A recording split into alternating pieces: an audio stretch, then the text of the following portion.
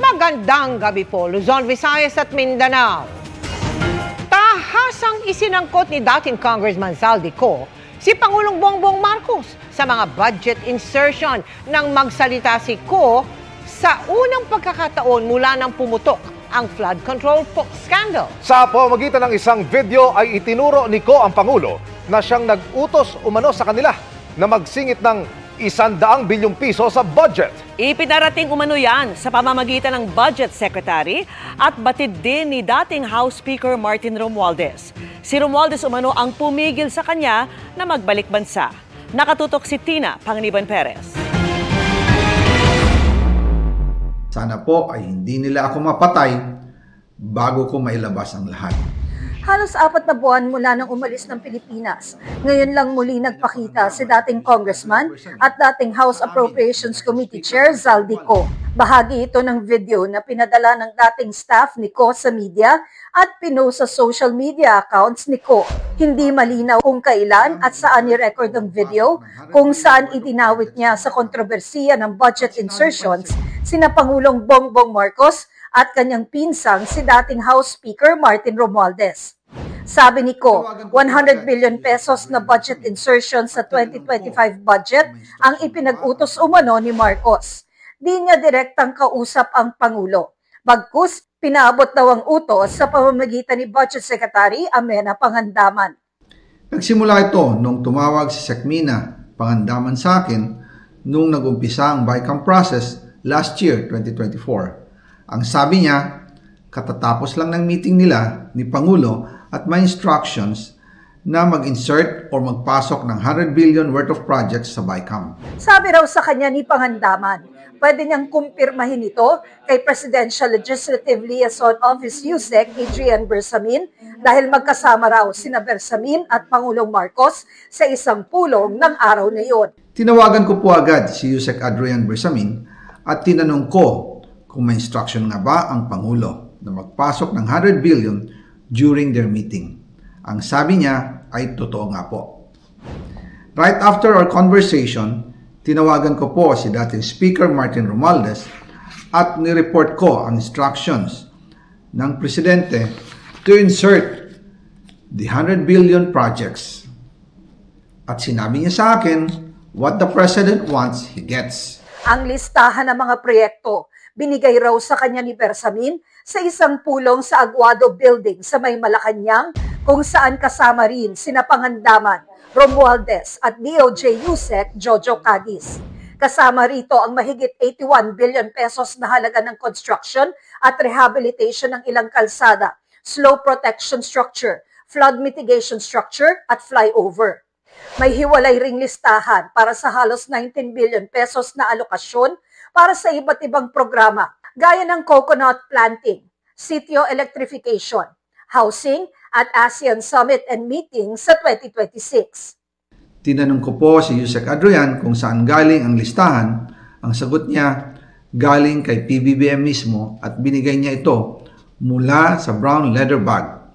Nung sinabi po ni USEC Adrian Bersamin, yung brown leather bag, naalala ko noong nasa Singapore kami right after the elections of May 2022 sa Hilton Hotel, kami ni dating Speaker Martin and PBBM habang pauwi at pabalik ng Pilipinas, hinabol ng PSG ang brown leather bag at ang sabi ni PBBM, maiwan na lahat, wag lang ang brown leather bag.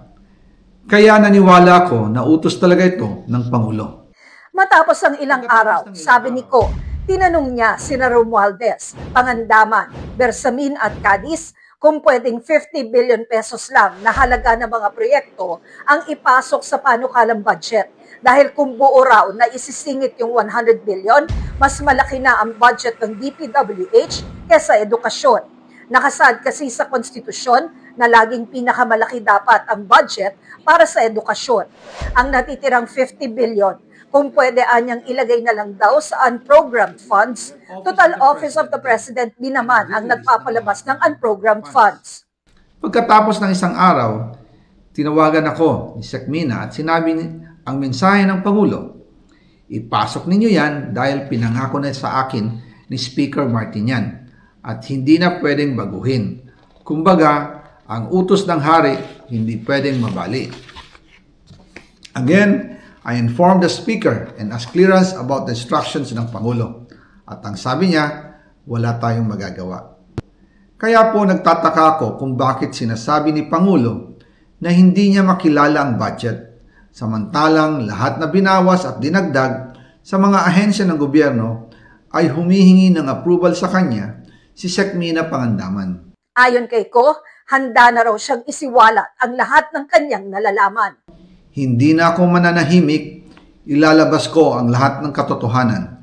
May resibo, may ebidensya, at may pangalan. Ginawa ko lang ang utos sa akin, pero ngayon, handa na akong harapin ang lahat. Ginagamit ng administrasyon ang buong resources ng bansa para tumahimik ako. Nagpahiwatig si Ko na natatakot siya para sa kanyang kaligtasan, pero hindi naman niya tinukoy ng direkta kung kanino siya natatakot. Sana po ay hindi nila ako mapatay bago ko mailabas ang lahat. That he will shoot me if I will talk. Nanawagan din siya sa publiko na huwag siyang husgahan agad.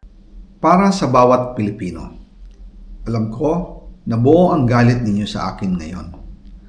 Nauunawaan ko rin kung bakit. Lalo na at malaki ang halagang nakataya. Pero bago kayo humusga, hayaan ninyong ipaliwanag ko ang buong katotohanan. Matagal akong hindi nagsalita dahil may direktang utos sa akin. Huwag nang bumalik ng Pilipinas at manahimik na lamang. Dagdag ni Ko, nang umalis siya ng bansa noong July 19, 2025 para magpa-medical check-up sa Amerika, may plano naman daw talaga siyang bumalik pagkatapos ng SONA. Pero pinigilan daw siyang umuwi ni Romualdez. Pero habang papauwi na ako, tinawagan ako ni dating Speaker Martin Romualdez at sinabihan, "Stay out of the country. You will be well taken care of as instructed by the President." Noon naniniwala pa ako sa kanila, kaya't hindi ako bumalik. Tumikom ang aking bibig, sumunod ako, pero ang hindi ko alam, ang ibig pala nilang sabihin sa aalagaan ka namin ay gagamitin ako bilang panakipbutas sa kanilang kampanya laban sa korupsyon. Ginawa nila akong poster boy ng kanilang sariling kasinungalingan. Natapos ang video sa katagang abangan ang part 2. Hindi pa malinaw kung kailan lalabas yun. Hinihingan namin ng reaksyon si Romualdez, ngunit wala pa siyang tugon sa ngayon. Sinusubukan pa rin naming makuha ang panig ng Malacanang at ng iba pang personalidad na binanggit ni Ko. Para sa GMA Integrated News, Tina Panganiban Perez, nakatutok 24 oras. Hinamo naman ng palasyo si Zaldico na umuwi ng bansa at panumpaan ng mga alegasyon, kabilang ang pahayag na ang Pangulong nag-utos ng mga budget insertion. Itinanggi rin ni Budget Secretary Amena Pangandaman na sinabi niya yan kay Ko. Nakatutok si Ivan Mayrina. These wild accusations are completely without basis in fact.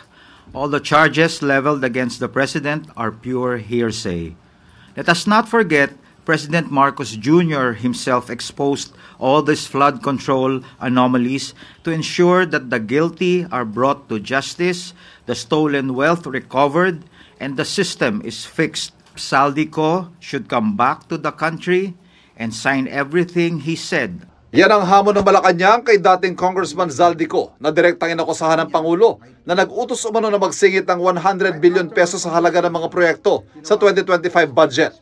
Ito ang kauna-unahang pagkakataon na direktang inakusahan ng Pangulo sa anumalyang iniimbestigahan kaugnay sa mga flood control projects. Kung ang Pangulo ay may kinalaman dito. Logic! Hindi ba dapat na iiwasan niya ang issue nito kung siya mismo ang mapapasok? Humarap din si Budget Secretary Amena Pangandaman na ayon kay Ko ay siya umano nagsabi sa kanya ng utos sa insertion ng Pangulo. Marin itong pinabulaanan ng kalihim. All appropriations ordered by the President is already in the National Expenditure Program. That is why it is called the President's Budget. We respect and strictly follow the budget process. Ayon na rin kay sa sinabi ni Zaldico, ay hari daw.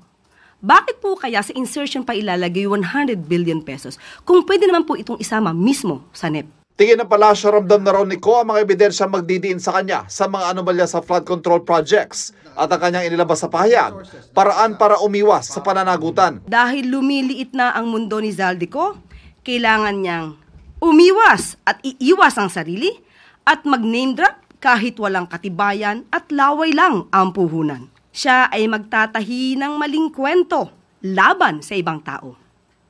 Magtuturo ng iba, puwera ang sarili niya, kahit na ang ari-arian niya at ng kanyang pamilya ay nagsusumigaw ng ebidensya laban sa kanya. Naniniwala rin ng palasyo na may ibang nasa likod ng binasang pahayag ni Ko, pero hindi nila sinabi kung sino. Hindi rin daw nababahala ang palasyo sa nakakasangkilos protesta ng Iglesia ni Cristo ngayong weekend. Para sa GMA Integrated News, Ivan Mayrina, nakatutok, 24 oras.